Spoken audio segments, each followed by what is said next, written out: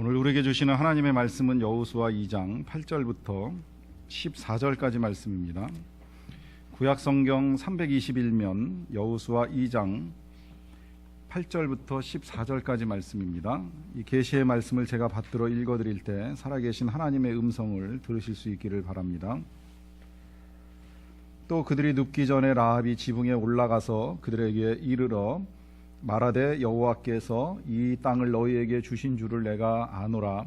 우리가 너희를 심히 두려워하고 이 땅 주민들이 다 너희 앞에서 간담이 녹나니 이는 너희가 애굽에서 나올 때에 여호와께서 너희 앞에서 홍해의 물을 마르게 하신 일과 너희가 요단 저쪽에 있는 아모리 사람의 두 왕 시혼과 옥에게 행한 일 곧 그들을 전멸시킨 일을 우리가 들었음이니라. 우리가 듣자 곧 마음이 녹았고 너희로 말미암아 사람이 정신을 잃었나니 너희의 하나님 여호와는 위로는 하늘에서도 아래로는 땅에서도 하나님이시니라. 그러므로 이제 청하노니 내가 너희를 선대하였은즉 너희도 내 아버지의 집을 선대하도록 여호와로 내게 맹세하고 내게 증표를 내라. 그리고 나의 부모와 나의 남녀 형제와 그들에게 속한 모든 사람을 살려주어 우리 목숨을 죽음에서 건져내라. 그 사람들이 그에게 이르되 네가 우리의 이 일을 누설하지 아니하면 우리의 목숨으로 너희를 대신할 것이요 여호와께서 우리에게 이 땅을 주실 때에는 인자하고 진실하게 너를 대우하리라. 아멘. 한때 핀란드라고 하는 나라를 대표했던 기업은 노키아입니다. 휴대전화로 세계에서 가장 많은 판매량을 자랑하고 있었기 때문에 그 회사가 핀란드의 대표적인 기업이었습니다. 스마트폰이 보급이 되면서 이 판매가 부진해지고 노키아가 어려워진다라고 하는 이야기가 들려올 때 사람들은 그 나라 그 회사와 함께 핀란드도 망하는 것은 아닌가 하는 염려를 했던 적이 있습니다. 그런데 최근 핀란드의 경제는 화랑입니다. 이유는 많은 똑똑한 젊은이들이 그 나라에서 벤처기업을 창업하면서 핀란드의 경제를 견인하고 있기 때문이라고 분석을 합니다. 이 벤처기업이라고 하는 것이 우리나라에서도 IMF를 전후해서 많이 생겼습니다. 경제가 어려워질 때 주저앉아 있을 수만은 없다, 새로운 길을 찾아야 된다라고 생각했던 사람들이 창업을 모색하고 또 나라에서는 그 창업하는 일들을 지원해 왔습니다. 지금까지도 벤처기업들은 계속 만들어지고 있고 나라에서도 지원을 계속 하겠다라고 하는 의지를 표현했습니다. 이 벤처라고 하는 단어가 원래는 이제 위험을 무릅쓰고 가는 것을 의미합니다. 말 그대로 모험하는 걸 말하지요. 그런데 이제 지금은 이 단어가 그 자체로 그냥 이제 기업이라고 하는 용어로 해석되는 일들도 종종 있습니다. 근데 기업 중에서도 오래되고 안정된 기업이라고 하기보다는 불안정성 속에서도 계속 전진하는 역동적인 기업의 의미를 담고 있습니다. 이제 우리 이미지 속에는 IT 계열의 기업에만 한정된 것으로 생각이 되어지지만 실상은 모든 영역에서 이제 새롭게 도전하고 길을 열어가는 기업들을 다 벤처 기업이라고 할 수 있습니다. 이 같은 기업이 계속해서 생겨나는 이유 가운데 한 가지는 경제가 어렵기 때문입니다. 이제 계속해서 우리나라 저성장이 반복되고 있고 그러다 보니 젊은이들이 취업이 어려워집니다. 그러다 보니 이 젊은이들이 취업 대신에 이제 창업을 해서 자신의 경제 생활을 꾸려가고자 하는 이제 도전의 노력들이 계속되고 있습니다. 저 개인적으로는 그 일을 귀하게 생각을 합니다. 젊은이들이 새로운 일을 찾아 나가는 것, 도전하는 것, 이 모든 것들이 성경적이기에 그와 같은 일들을 하는 것을 귀하게 생각을 합니다.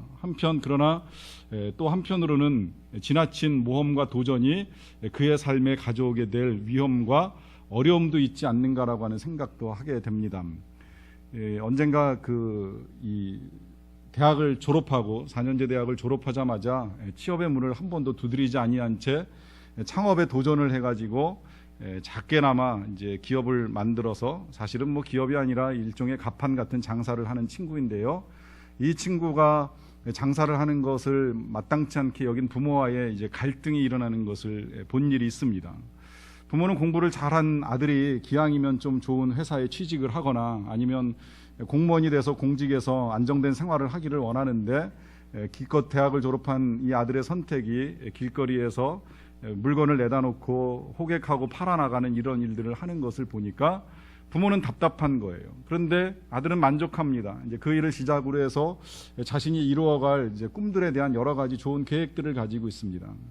지켜보면서 저 개인적으로는 양쪽이 다 이해가 가기는 해요. 아들 입장에서는 새로운 일에 도전하는 그 정신 자체가 멋있다라고 하는 생각이 듭니다. 하지만 또 부모 입장에서는 나의 자녀가 비교적 안정된 삶을 누려갔으면 좋겠다라고 하는 것이 부모된 저로서도 똑같은 생각인데, 이 둘 사이에 얼마든지 그런 갈등은 일어날 수 있을 것이라는 생각을 하게 되는 것입니다.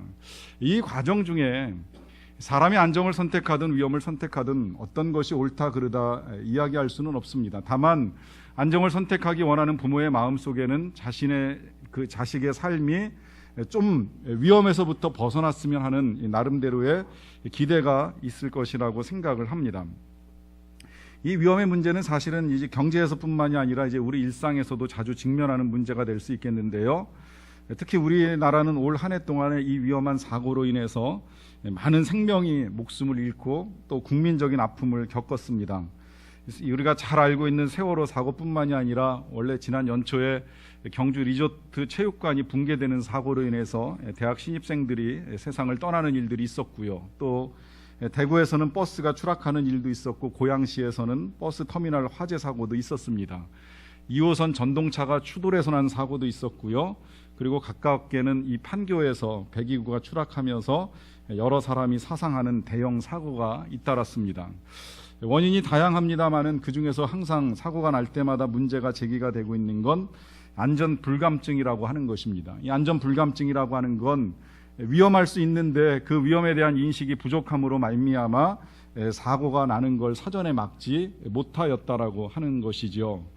여러분, 우리의 삶에는 언제나 이런 위험이 있다라고 하는 사실을 인식해야 됩니다. 어쨌든 안전이 첫째입니다. 모든 상황에서 안전은 우선시 되어야만 합니다. 제가 우리 자녀들을 수련회에 보낼 때, 우리 교회 학교에서 수련회를 떠날 때, 지금도 청년들이 수련회를 떠나 있습니다마는 기도할 때마다 가장 제일 먼저 하나님께 구하는 것은 역시 안전입니다. 수련회 가서 말씀을 듣고 기도하고 은혜 받고 변화되고 꿈을 갖고 하는 모든 일들이 다 중요하긴 하지만, 그러나 그 수련회에서 단 한 사람이라도 다치거나 상하는 일이 생겨서는 절대 아니 됩니다. 자칫하면 작은 사고 하나가 그 수련회에서 받았던 풍성한 은혜를 다 까먹는 결과를 가져올 수도 있기 때문입니다. 그래서 언제나 위험 요인이 있나 없나를 살펴보고 가능하면 안전한 선택을 하며 모든 일들을 진행하고 살아가는 것이 마땅한 것이라고 여겨집니다. 그렇게 보면 오늘 설교의 주제 역시 이 시대를 역행하는 내용이라고 볼 수 있겠는데요. 제목은 이렇습니다. 우리가 선택해야 할 위험. 이 안전 불감증 시대에 무수히 많은 사고들을 보면서 위험을 선택해야 된다라고 하는 것이 어쩌면 어불성설처럼 들릴지는 모르겠습니다. 그러나 일단 먼저 제가 여러분들께 나누고 싶은 것은 위험함에도 불구하고 우리가 선택해야만 하는 상황들이 있습니다. 또 선택해야만 하는 위험이 있다는 사실을 부정할 수는 없습니다. 예를 들어 얼마 전에 자신의 딸이 IS에 있다는 소식을 들은 그 딸의 어머니가 그 딸을 구하기 위하여 그 본거지까지 찾아 들어가서 딸을 구해낸 이야기가 우리에게 전해졌습니다. 딸을 만난 장소가 정확하게 시리아냐 아니면 터키 국경이냐 논란은 조금 있습니다만은 어쨌든 그 장소가 중요한 것이 아니라 딸을 찾으러 나간 어머니의 용기는 대단한 것입니다. 어디에서 만나든지 간에 이건 굉장히 위험한 결정을 한 것입니다.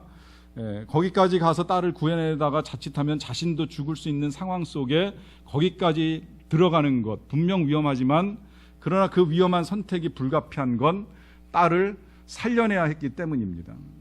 우리의 삶에 있어서는 위험을 피하는 것이 맞기는 맞지만, 그러나 상황에 따라서는 위험한 선택을 할 수밖에 없는 일들이 있을 수 있다라고 하는 것입니다. 이스라엘 백성들이 애굽을 떠나 광야를 지나가는데요, 이제 막바지에 왔습니다. 요단강을 건너기만 하면 하나님이 약속하신 가나안 땅이 열립니다. 그렇다고 해서 하루아침에 가나안 땅을 차지할 수 있는 건 아니니까 요단강을 건너기 전에 이 요단강 동편에서 이 가나안 땅에 먼저 2명의 정탐꾼을 뽑아가지고 보내는 일을 하게 되었습니다. 두 사람이 강을 건너서 그 가나안 땅에 있는 첫 번째 성읍이라고 할 수 있는 여리고성에 이제 들어갑니다. 들어가서 제일 먼저 찾게 된 곳이 라합이라고 하는 기생이 경영하는 이제 주막일지 술집일지 식당일지 정확하진 않은데요. 이제 후대에 이 라합이라고 하는 사람의 신분 기생은 과연 어떤 종류의 기생이냐는 이제 여러 가지 학계의 학설에 따라서 그냥 주막집 주인이 아니었을까 이제 좋게 해석하는 일들도 있습니다만은 어쨌든 분명한 건 이 성경에는 기생으로 번역이 되어 있고 그 집에 들어가서 이제 잠시 머무는 일이 있게 되었습니다. 그런데 이 여리고성을 다스리는 왕이 그 소식을 들은 거예요. 정탐꾼들이 들어왔다. 저 강 건너에 있는 이스라엘 백성들 중에 몇 사람이 지금 이 여인의 집에 와서 머물고 있다라고 하는 걸 왕이 들었습니다. 그냥 둘 수는 없잖아요. 그러니까 사람들을 보내어 가지고 이제 이 두 사람을 찾아내게 만듭니다. 그런데 이 사람들이 찾아오기 전에 벌써 이 기생 라합이 한 일이 뭐냐면 이 두 사람을 자신의 집 지붕 위에다가 올려놓고 잘 누워있게 한 다음에 삼대라고 하는 이 거적대기 같은 그 대나무로, 그러니까 삼나무 대로 만든 것을 가지고 잘 덮어줘서 은닉을 한 다음에 그 다음에 이제 사람들이 찾아왔을 때 거짓말로 이야기를 합니다. 그 사람들이 우리 집에 왔던 것은 맞습니다. 그런데 나는 그 사람들이 어디에서 왔는지를 전혀 모릅니다. 그리고 그 사람들은 당신네들이 여기 도착하기 전에 이미 벌써 성 밖으로 나갔습니다. 좀 빨리 쫓아간다면 그들을 따라잡을 수도 있을지 모르겠습니다. 이제 그래서 찾아왔던 사람들이 이 정탐꾼들을 찾기 위하여 성 밖으로 나간 다음에 해가 지니까 성문은 닫혀버리고 말았어요. 이제 그때 이 라합과 그 다음에 정탐꾼들이 나눈 내용이 우리가 오늘 본 본문의 내용이라고 할 수 있겠는데요.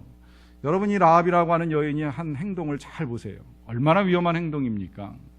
만약에 그가 한 행동들이 발각이 되거나 또 그가 행한 모든 이 거짓말들이 그대로 탄로가 난다면 그녀는 살아남기가 힘듭니다. 지금 아주 위험한 일들을 무릅쓰고 있는 것입니다. 그렇다면 이 여인은 왜 이런 일들을 하고 있는 것일까요? 이 찾아온 사람들이 가족이 아닙니다. 그렇다고 동족도 아닙니다. 때로 우리가 위험한 일을 선택하는 가운데에 그것이 가족을 위한 일이고 혹은 민족을 위한 일이라고 할 때에 그 위험한 일을 선택하는 사람들을 우리는 의롭다고 이야기합니다. 그리고 사랑하면 그럴 수도 있다라고 하는 평가를 내립니다. 그런데 지금 이 여인의 행동은 의로워 보이지도 않고 또 사랑해서 하는 일도 아닌데 왜 이런 위험을 무릅쓰고 있는 것일까요? 그가 이제 했던 말을 통해서 그 이유를 찾아 나가는데요. 이 정탐꾼들하고 이 라합이 이런 대화를 나눕니다. 먼저 9절과 10절의 말씀입니다. 말하되 여호와께서 이 땅을 너희에게 주신 줄을 내가 아노라. 우리가 너희를 심히 두려워하고 이 땅 주민들이 다 너희 앞에서 간담이 녹나니 이는 너희가 애굽에서 나올 때에 여호와께서 너희 앞에서 홍해물을 마르게 하신 일과 너희가 요단 저쪽에 있는 아모리 사람의 왕 두 왕 시온과 옥에게 행한 일 곧 그들을 전멸시킨 일을 우리가 들었음이니라. 이 말 속에 지금 이 여인이 왜 위험을 무릅쓰고 있는지 들어있죠. 그녀는 소문을 들은 겁니다. 듣자 하니 이스라엘이라고 하는 한 민족이 저 애굽에서부터 떠나 나오는데 그 애굽 땅에 10가지의 재앙이 내렸다는 거예요. 그리고 나올 때에 하나님께서 그들을 위하여 홍해물을 갈라주시고 마른 땅을 밟고 통과할 수 있게 해주셨다는 걸 들었습니다. 여기서만 그친 것이 아니라 그 다음에 그들이 광야를 지나는 동안에 하나님께서 만나를 내려주시고 필요하면 반석을 터뜨려서 물을 내어주시고 또 미디안하고 전쟁을 치를 때 이기게 해주시고 여기 가장 강력하게 여겨졌던 아모리 사람 두 왕 시온과 옥에게까지 전쟁을 치러 이기게 하시면서 그들을 여기까지 도착하게 하신 이 모든 이야기를 들은 것입니다. 그러하니 이 민족 보통 민족이 아니구나.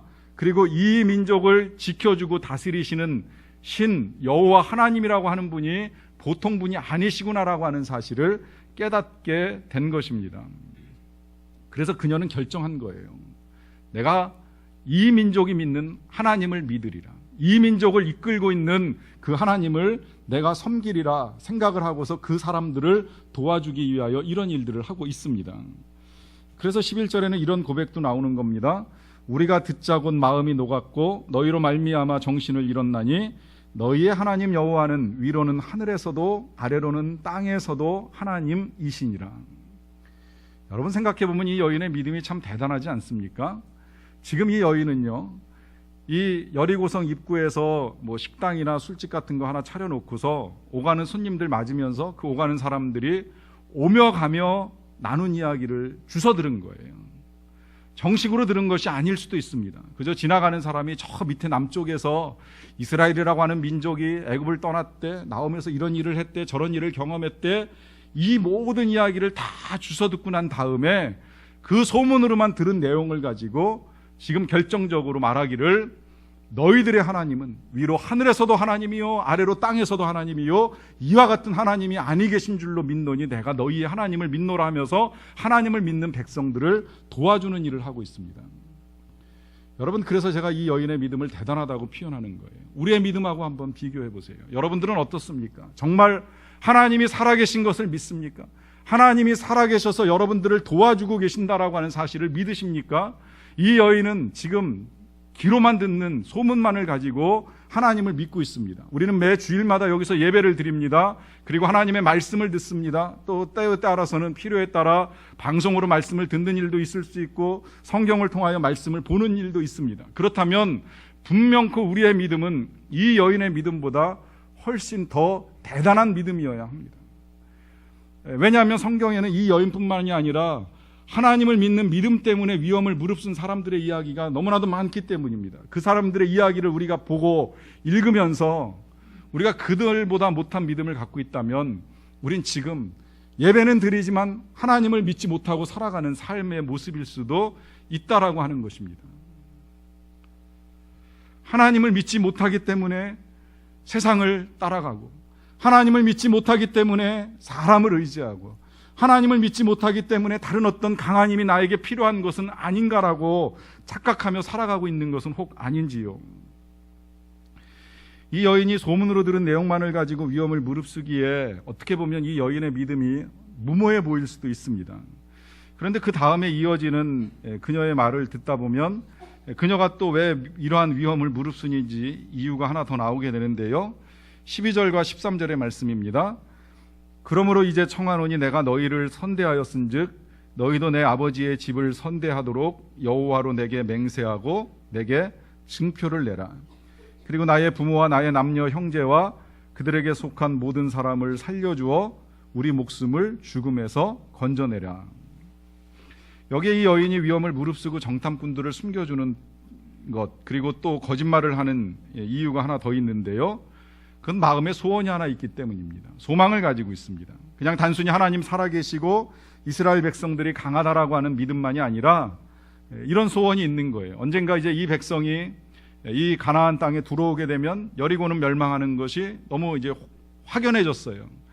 그러다 보면 자신도 망할 수 있고 가족들도 멸망할 수 있는데 그 가운데 그냥 가만히 있다가 안 되겠다는 생각이 드는 겁니다. 어떻게든 살아야 되겠다, 또 내 가족 살려내야 되겠다라고 하는 강렬한 소원이 지금 이 여인으로 하여금 이 사람들을 숨겨주고 거짓말을 하게 만드는 일을 하게 됩니다.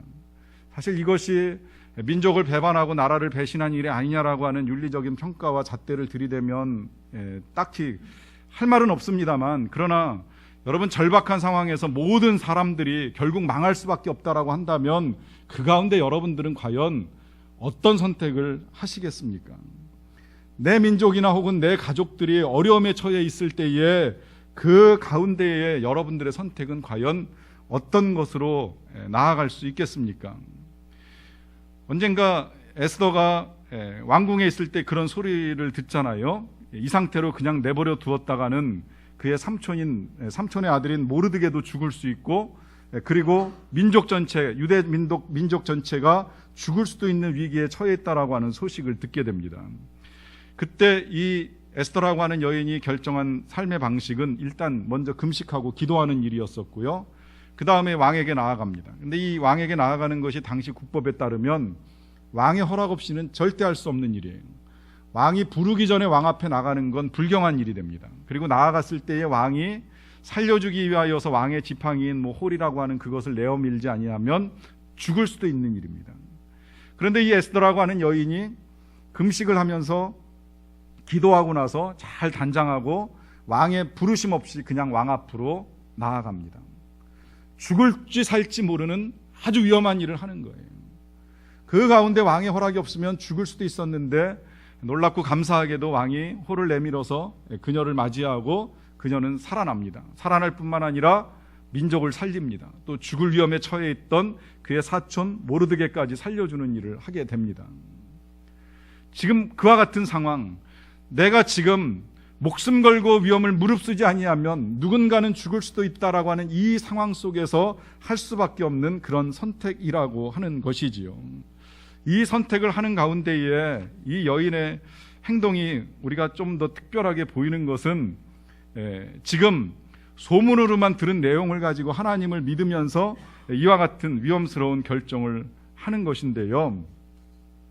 여러분, 이것이 위험한 선택이라고 여겨진다라고 하면 이제 이 사실을 하나 그냥 여러분들이 먼저 받아들이셔도 나쁘진 않을 것 같아요. 믿음을 갖고 살아가는 일은 실제로 위험한 일입니다.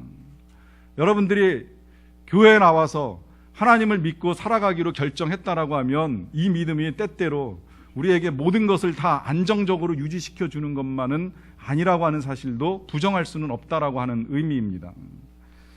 그 대표적인 일을 경험한 사람이 사도 바울이라고 할 수 있겠는데요. 사도 바울은 예수님을 믿기로 결정을 하고 난 다음에 고린도 교인들에게 편지를 쓸 때 이런 내용을 가지고 쓴 것이 있습니다.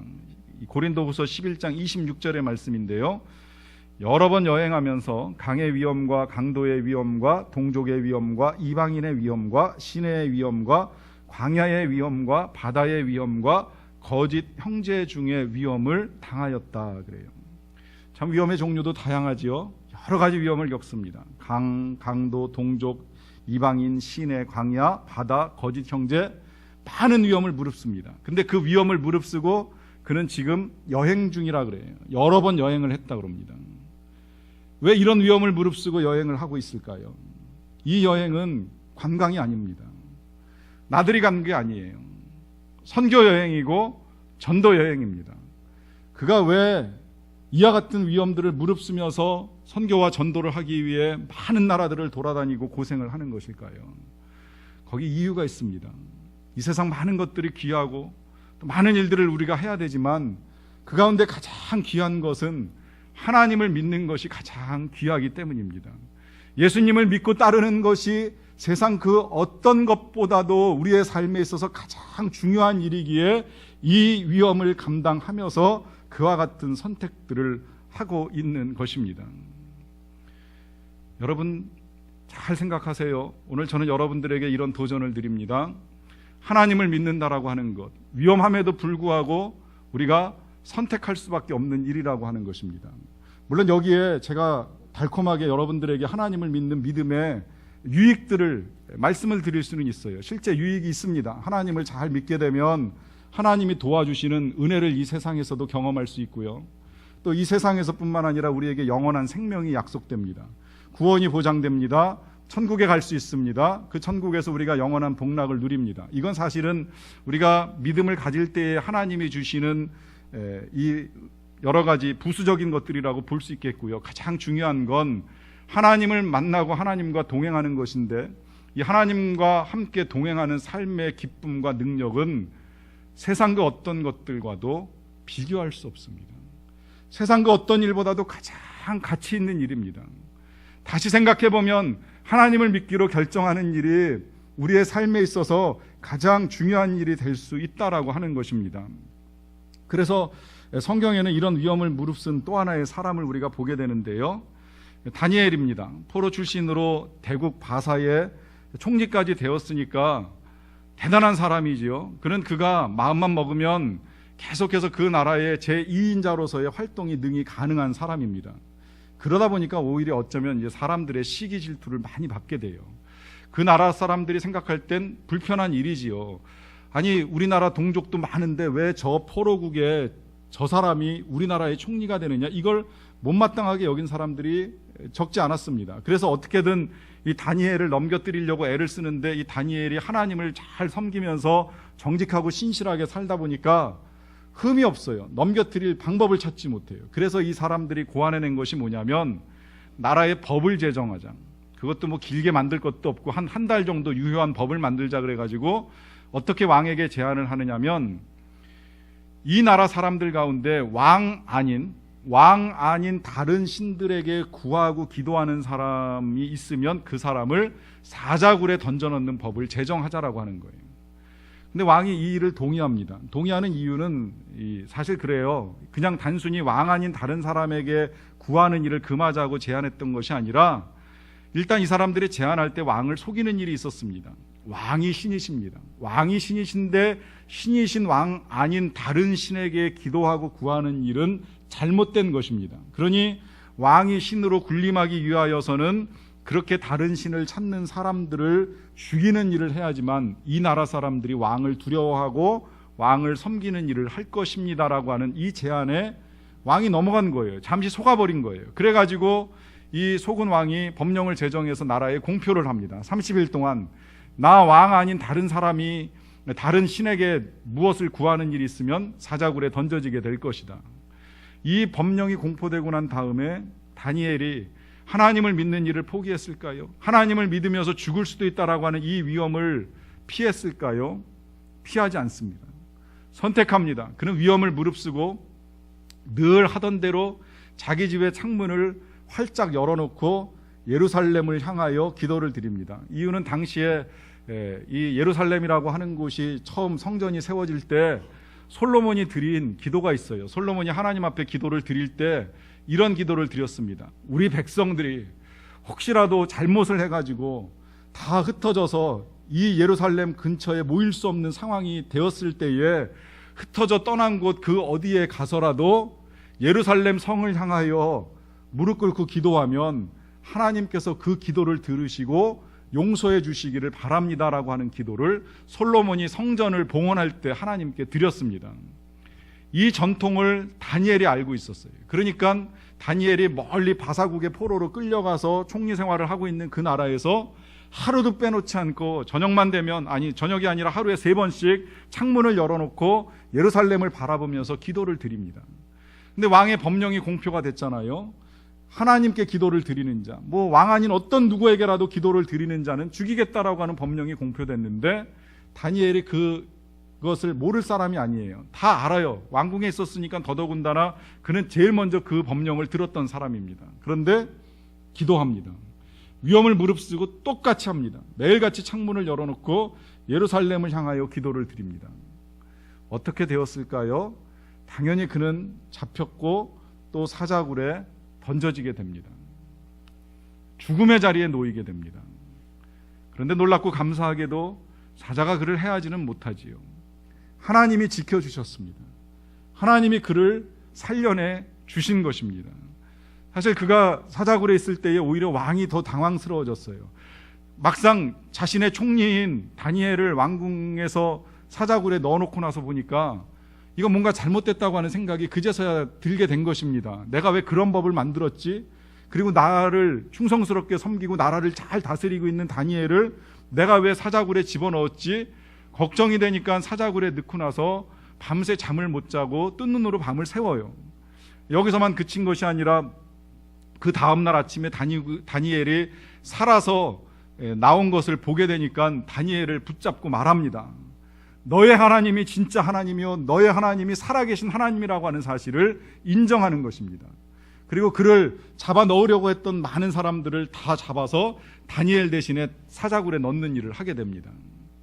이러한 일들을 놓고서요, 이 크레이그 그로셀이라고 하는 목사님이 내 삶을 흔들어라는 책에서 한마디로 한 문장으로 정리를 잘 해주셨는데 이렇게 말씀하십니다. 하나님의 영광을 위해 영적으로 담대해지면 당신의 담대함에 세상이 놀란다. 우리가 하나님을 위하여서 또 하나님의 영광을 위하여서 우리가 조금만 용기를 내고 위험한 선택을 하기로 결정을 하면 우리의 그 담대함이 세상을 놀라게 한다는 거예요. 여기서 세상이 놀란다라고 하는 이 말씀은 세상이 하나님을 인정하는 것을 말합니다. 세상이 하나님께서 살아계시다라고 하는 사실을 믿게 된다라고 하는 것입니다. 우리의 이 위험한 선택들이 위험해 보일지라도 그럴지라도 우리가 선택하는 일이 중요한 것은 그것이 하나님께서 살아계신 것을 드러내놓는 놀라운 증거이기 때문입니다.